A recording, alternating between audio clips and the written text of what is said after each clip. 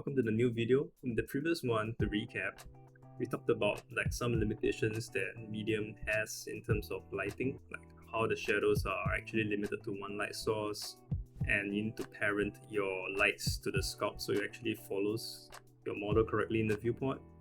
And in today's kind of lesson, we'll be talking about like how the background makes a difference in terms of the viewing contrast, and also a quick way to light your character, like here in this scene. Alright, let's get to it.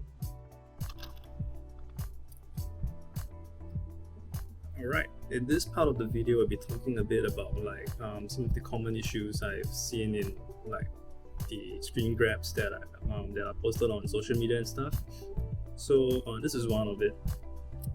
Like basically, like the character itself is pretty similar in terms of color to the background, and looks okay in the headset, but when you kind of take your pictures with your respective software, or just even using the built-in tools here, it can be a bit hard to see the differences between the character and the background. So if you zoom out, actually it looks like it's kind of blending into the background, and that can be a bit hard for your audiences to read at first glance. Compared to the one over here, which is the red version of the robot, it reads a lot clearer.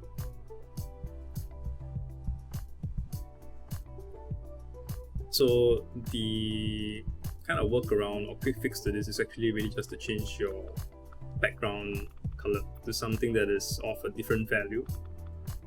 So in this case, if it's a blue, right, correct, we just swap it to something else, maybe like an orange looking color, so it punches out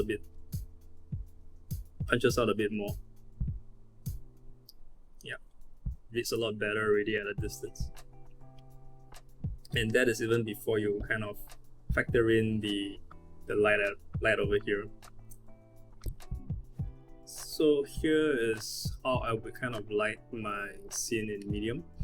I kind of just borrowed it from like, I think, years of just looking at like the way how products are being shot on like little table dioramas and stuff. So this may not be the only way to kind of arrange your lights, but it's I feel it's like a pretty efficient way to just like do it. So I normally have a pretty big fill light over here, and depending on the mood that you want to kind of set in your scene, you may just kind of maybe give it like a warmer tone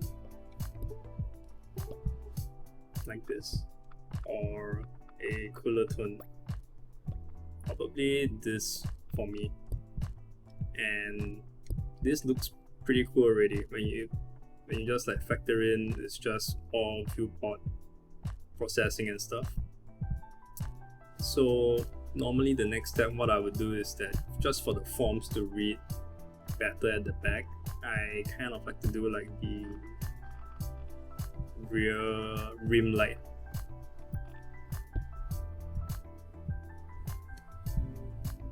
So I'll probably put it somewhere over there, and you can already see like it kind of allows you to read some of the forms at the back better, and it does give you like a pretty cool effect, like a backlit kind of effect.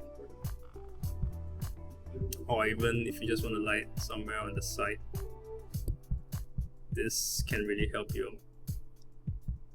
I'm just going to make it a bit more pronounced by dropping the background color a bit more. So yeah, or the way I light could be also due to the fact that I just watch way too much movies from, I don't know, back in the 90s or something. Like that's when there was like RoboCop and Terminator.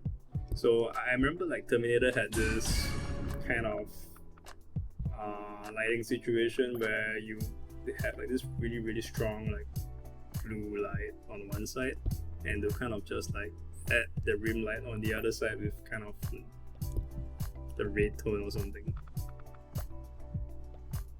So yeah, that's just one way you can think about how you light your scenes and diorama stuff.